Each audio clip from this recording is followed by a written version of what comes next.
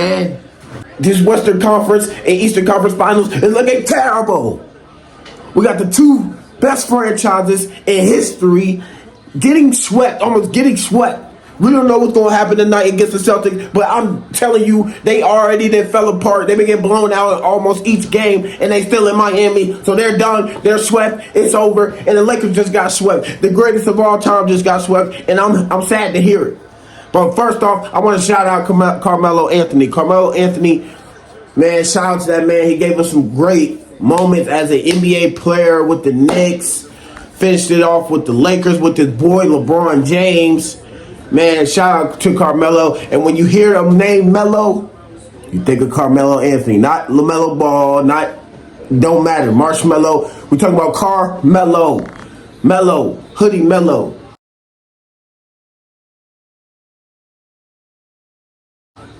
Shout out to him. We're going to give a round of applause to him. Now get straight into it. Lakers sweat, man. It's terrible. They had no answer for Jamal Murray and no answer for Nikola Jokic, and Aaron Gordon damn near had 22, almost 30 damn points. There's no type of defense after the first half after you were up 15 points. You up 15 points in the first half. You got to get it done. It's an elimination game. I guess people don't want to go to the finals no more. I guess people don't want to go to the finals. It's so bad, bro. And I'm gonna talk about this man right here, and he's horrible. And it's terrible to even see him out there. And Anthony Davis. It's his fault that y'all got swept. It's his fault. LeBron James out there dropping 40 points and he walking on one leg. He old as crap. And he got 40 points.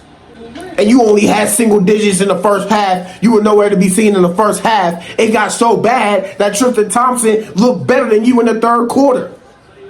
They put their faith in Tristan Thompson before they could put their faith in Anthony Davis. That's how bad Anthony Davis was around the rim. But Nikola Jokic can shoot all these crazy-ass shots. Fading, buzzer beaters. Jokic has to put it up. Falling away, puts it up. Bang! Nikola Jokic knocks it down. His foot was on the line of two. All that stuff, bro. And he just making them. I just feel like shots were just falling and going in for Nikola Jokic. Crazy shots all series. He's been hitting crazy shots all series. He's been the best player in these playoffs. And I'm that person to say that's the MVP. Joel Embiid didn't deserve it. Joel Embiid didn't deserve it. If I could snatch an MVP away from somebody, I would snatch it away from Joel Embiid and be like, here, Nikola. You should have your third one, and you should be in the NBA Finals, which I don't think they'll beat my boy Jimmy. We're going to save that. I ain't going to get into it right now. We're going to save that. But Jimmy Buckets, you know what I'm saying? And Anthony Davis, just a freaking no-show. Nowhere to be found in this game until we got to the fourth quarter. He made some key buckets. And you just can't expect the team. You really just can't expect the team that got their team together at the trade deadline about basically half of the season, going into basically not even making the playoffs in the last probably 10 games. They had a great run with their players in D'Lo, Hachimura, Vanderbilt. They got some great pieces at the trade deadline, so shout out to that. They had a great season. Even though you got swept you never want to get swept. You just don't ever want to get swept. Especially in the conference finals when you're about to make it to the finals. But you made it to the conference championship. That's not what you play for. You want the ultimate goal in the ring and stuff like that. But your team just got put together in the trade deadline. This team in the Nuggets is the number one seed in the West for a reason. And they got all their pieces put together. That's why they beat the Suns. That's why they beat the Lakers. Because they've been working on this all year. They've been together all year, knocking down shots. Nobody has any three-point defense and transition defense on the Lakers to stop their offense. And that's why they come back in games, and that's why they make these crazy shots, because it's just no transition defense, and the three-point shots are just not the strong suit for the Lakers, and they basically improved the Nuggets in shooting the three-point shot with Michael Porter Jr. It's crazy. Nikola Jokic, the best player in these series with a triple-double, passing Will Chamberlain with the most triple-doubles in the postseason. He had a 30.1. I think he had 14 rebounds, 12 assists. He was going for it. I think he knew in the back of his mind, he knew that he had the record, so they were trying to force him to do whatever he want. But he touches the ball every possession. In the second half, even though LeBron dropped, I think, 30-something in the first half and ended the game with 40 points, he only took a shot in the third quarter, and then he wanted to start to get aggressive at the last, at the last minute, and it's like, bro, you got to keep it going. But he's at the age of 38, 39. We're not expecting for him to be so tired or whatnot and not have it going because it's LeBron James. But he's old, bro. He needs help, Anthony Davis. He needs help. Give him help. You standing around bullshit. And we tired of that. Send him out. Trade AD. I don't care. Trade his ass. So Lakers go down as a 7th seed in the conference championship. Shout out to the Nuggets. They are a tough team, bro. I can see them winning the championship. I can see them doing much more. So they were slept on. I never thought this series would go this way. I never thought it. I never thought that LeBron would get swept in the conference championship. I thought he had at least tie it up 2-2, but I guess I wasn't watching the tape right in the first 2 games to think that the Lakers was going to finish it off and get a win somewhere in this series. But they you know what I'm saying, they didn't get any win at all. And the ultimate thing that we're going to be talking about is LeBron James. He's kind of giving hints out of retirement, but he's not retiring. All this stuff and him retiring, I don't want to hear it. I think it's just a narrative to put out because you got swept. I think that's exactly what it is. I think it's just something to put out there so people don't even look at him getting swept. We look at him if he's retiring, if he still has it in him to play next season. He said on the podium He said on the podium that he has a lot to think about. He has a lot to, put through his mind what he's going to do this offseason.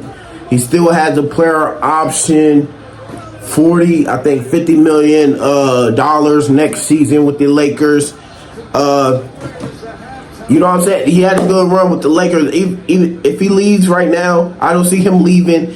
He still has 2 years. I think he takes those 2 years, plays that 3rd year with his son, and that's it. He's still one of the top 10 players in this league. You see him dropping 40 in the playoff game. You see where he's at now in the conference championship. LeBron James is there, so that automatically makes you top 10.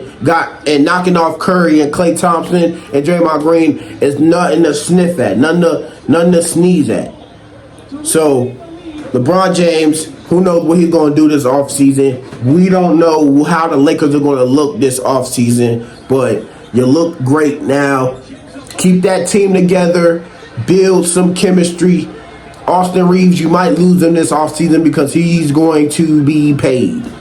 So you're just going to have to take that L. You don't have the cap space. You didn't use all of it for Anthony Davis. So that's all you can say. Ending it off, Celtics, they might get swept tonight. I think they will get swept tonight. They have no answer for Jimmy Butler. They have no answer for Bam. They have no answer for Strus, Duncan Robinson, all these undrafted players. They just can't contest the threes. The threes are killing them. The Heat are killing them with threes. And Jaylen Brown and Jason Tatum are just all outright horrible, terrible. 1 for 14 in the 4th quarter of that game in Game 3. Just a complete no-show, and they got benched by the 4th quarter in that Game 3, and they look like life has gotten taken from them. Their soul has been taken from their body, and they got no life. And I think that Game 3 loss had killed that life in them, and they're going to finish it off. Jimmy Buckets is heading to the NBA Finals, and as much work as Jimmy Buckets has put in these couple years in the 2020 bubble series with the Lakers and him being tired, hunched over. Butler right now is exhausted with 46.7 remaining. He's got 2 free throws to give the Heat. He's been one of the hardest working players in these playoffs and has been the best player in the playoffs. We've seen the 50-point game, 40-point game, and him just leading this Heat team to places they never thought they would be. Shout out to the Heat. I'm expecting a sweep from them too. And we're looking at the top 2 franchises of all of NBA history being swept in the same series. I don't think ever happened before. I know the stat might come out, but Celtics and Lakers swept is a crazy thing to think about. So keep me turned up. You know we watching these NBA conference finals. We ready for the championship. It's all love. We love the sports. And shout out to y'all watching if you stayed behind. It's all about y'all, man. It's all about y'all. And keep doing y'all thing. Keep grinding. Whatever you're doing out there, keep motivating yourself. I love y'all. God bless. Thank you for watching the Lace 'Em Up Sports Talk Show. If you want to stay tuned in to the latest sports hype, hit that subscribe button or watch my latest videos. Thank you, baby. Let's go.